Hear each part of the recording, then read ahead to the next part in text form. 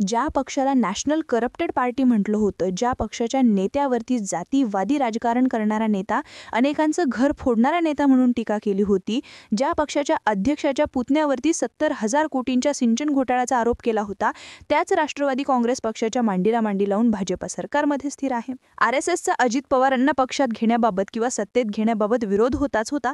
मात्र तरीसुद्धा देवेंद्र फडणवीस म्हणा किंवा भाजप हायकमांड म्हणा, कुणीतरी एकाने मध्यस्थी करून अजित पवारांना पक्षासोबत सत्तेसोबत घेतलं.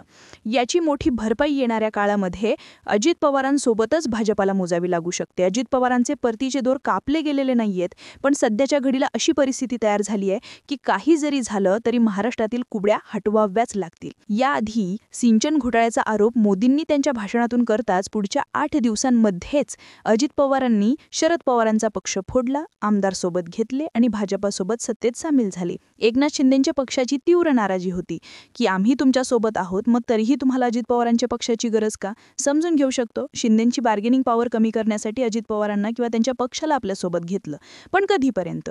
याला एक लिमिटेशन्स होती. 2019 ते 2024 या 5 वर्षाच्या कार्यकाळात ज्या काही राजकीय उलथापालथी घडल्या त्या इगो बेसवर घडल्या. याला जिरवायची होती, त्याला त्याची जिरवायची होती, म्हणून राजकीय उलथापालथ घडली. इतिहास आणि भविष्य कधी असे राजकीय प्रयोग बघणार नाही ते 5 वर्षामध्ये भाजपाने करून दाखवले. मात्र ते सगळं झालं गेलं, गंगेला मिळालं. या भूमिकांमध्ये 2024ची निवडणूक पार पडली, निर्णय झाले, पक्ष कोणाचं, चिन्ह कोणाचं, सगळं काही सेट होतं. पण अशामध्ये 27 ऑक्टोबरला अमित शहा महाराष्ट्रातील कुबड्या हटवायचेत अशा पद्धतीचे विधान करतात आणि पुढील 8 दिवसांमधील राजकीय हालचालीत बदलायला सुरुवात होते. शिंदेंचा पहाटेचा दिल्ली दौरा आजही लक्षात आहे.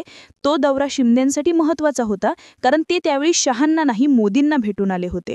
चर्चा काही सांगू द्यात, पण सध्या शिंदेंचा गट असो किंवा अजित पवारांच्या गोटात असो, हालचाली आणि अस्वस्थता दाबून नये. शरद पवारांना सुद्धा हे कळून चुकतंय की आपण दाखवायचे ते सगळे पत्ते उघड केले. मी जसं आधीही म्हटलं होतं की काका पुतणे एकमेकांच्या विरोधात गेले आणि लोकसभा निवडणुकांआधीच अजित पवार शरद पवारांवर बोलत होते, पण त्यानंतर पुन्हा कधीही अजित पवार शरद पवारांवर बोलले नाही. सगळ्यात महत्त्वाची हिंट, शरद पवार अजित पवारांवर बोलत नाही कारण अजित पवारांचा जो तमाशा सुरू आहे तो चालू द्या, म्हणून शरद पवार गप्प आहेत असं सांगण्यासाठी सुद्धा त्या हालचाली कारणात देणाऱ्या होत्या. पण जेव्हा काही सुप्रिया सुळे जेव्हा अजित पवारांवरती राजकीय दृष्ट्या कुठलेही आरोप होतात त्यावेळी सुप्रिया सुळे त्यांना डिफेंड करायला समोर येतात.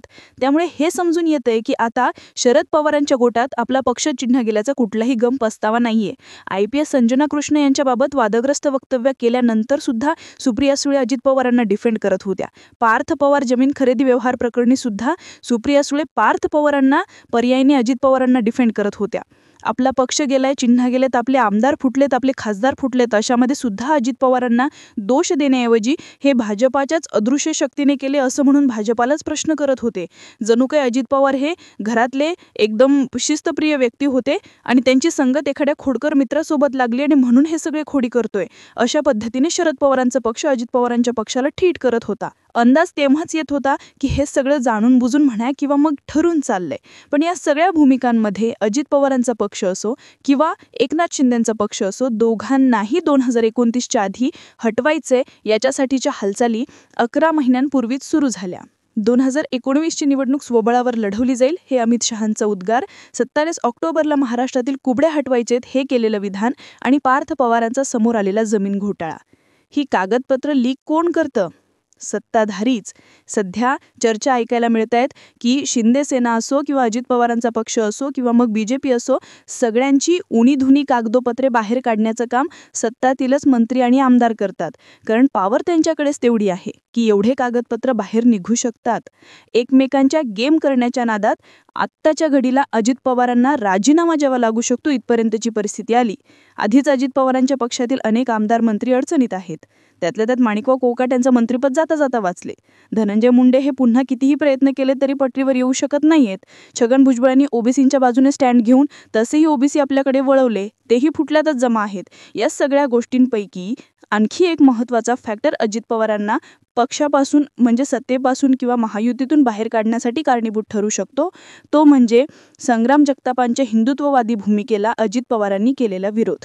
भाजपाच्या पक्षामध्ये सुद्धा नितेश राणे असतील, इकडे महेश लांडगे असतील, नारायण राणे असतील, निलेश राणे असतील, गोपीचंद पडळकर असतील, अनेक जण हिंदुत्ववादी भूमिका घेतात. यातील अनेक जण बेताल वक्तव्य करतात. पण भाजप अशा पद्धतीने त्यांच्या आमदारांना ट्रीट करत नाही जसं अजित पवारांनी संग्राम जगतापांना ट्रीट केलं होतं. मेसेज हाच गेलाय की संग्राम जगतापांनी हिंदुत्ववादी भूमिका घेतली म्हणून अजित पवारांनी त्यांना दाबण्याचा प्रयत्न केलाय. अजित पवारांना महायुतीतून बाहेर काढण्यासाठी हिंदुत्वाच्या मुद्द्यावर आम्ही त्यांना आमच्या सामावून घेण्याचा प्रयत्न केला, पण ते हिंदुत्वाच्या मुद्द्यावर एकमत होत नाही, म्हणूनही त्यांना महायुतीतून बाहेर काढणं सोपं आहे. आणि त्यामुळे हाही शिक्का भाजपावर लागणार नाही की भाजपा गरज संपल्यावर किंवा गरज नसताना ते कुणाला जवळ करत नाही. हिंदुत्वाचा मुद्दा आला आणि हिंदुत्वाच्या मुद्द्यावर आम्ही कुणाशीही तडजोड करणार नाही हे सेट करण्यासाठी सुद्धा ते अजित पवारांना महायुतीतून बाहेर काढू शकतात.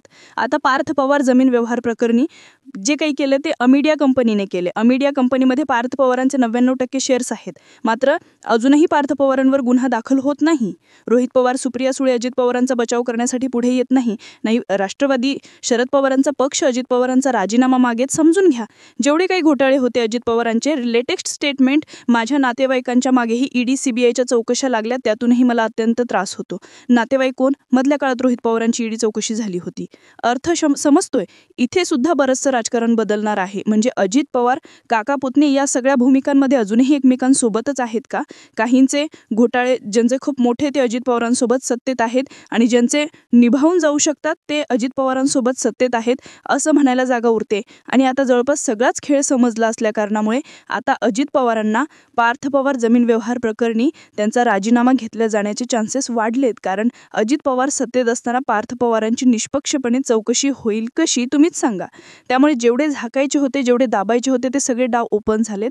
लक्षात घ्या, पुढच्या काही महिन्यातील हालचाली गेम चेंजर ठरलेले असतील. अनेक ठिकाणी अजित पवारांचा पक्ष स्थानिक स्वराज्य संस्थांच्या निवडणुकीत गिनतीत धरला जात नाही, काही ठिकाणी शिंदेंचा पक्ष गिनतीत धरला जातो. त्या विषयावर नंतर येऊयात. पण सध्या पवार काका पुतण्या यांची एकत्रितता किंवा जवळताच अजित पवारांनी पेरलेल्या 3 वर्षाच्या राजकारणाला सुरुंग लावणारी ठरेल. कमेंट सेक्शनमध्ये जरूर व्यक्त व्हा. अशाच माहितीपूर्ण व्हिडिओसाठी आपल्या चॅनल आवर्जून सबस्क्राईब करा. जय महाराष्ट्र.